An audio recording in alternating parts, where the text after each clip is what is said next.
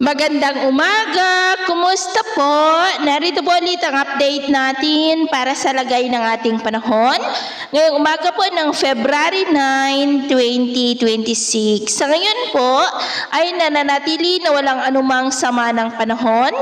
Sa loob at labas ng ating area of responsibility, hanging amihan, ang patuloy po na umiiral dito sa Luzon at shearline ang nag-extend dyan sa may Visayas. At sa ating wind map forecast, nananatili pa rin naman po na walang sirkulasyon na nakikita na tatawid sa ating kalupaan hanggang sa susunod na 5 o 7 araw ay posibleng storm free tayo. At posible rin na hihina na ang hanging amihan sa susunod po na mga araw.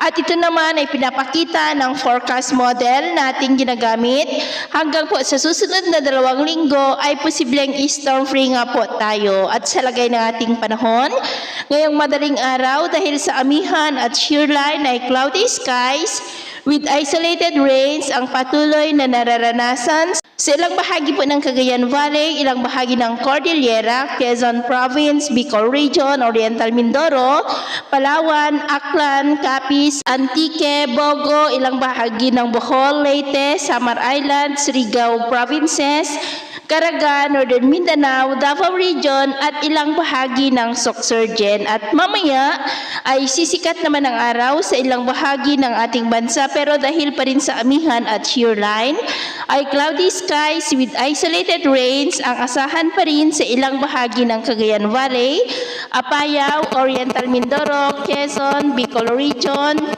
Aklan, Capiz, Cebu, Bohol, Leyte, Samar Provinces, Dinagat Island, Surigao del Sur, Davao Region at Sarangani. At mamayang hapon ay mas maraming lugar ulit ang makakaranas ng mas maulap na kalangitan with isolated rains. Kaya mag-ingat po tayo sa posibleng mga banta pa rin ng mapagbaha at pagguho ng lupa.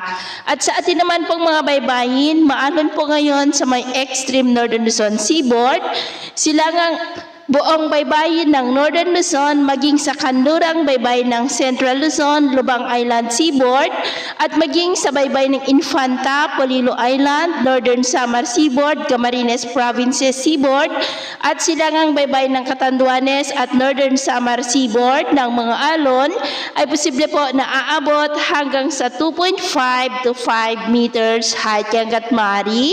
Ay iwasan na po muna natin ang papalaot dyan sa mga may kulay pula para po mas makaiwas sa mga sakunang pangkaragatan.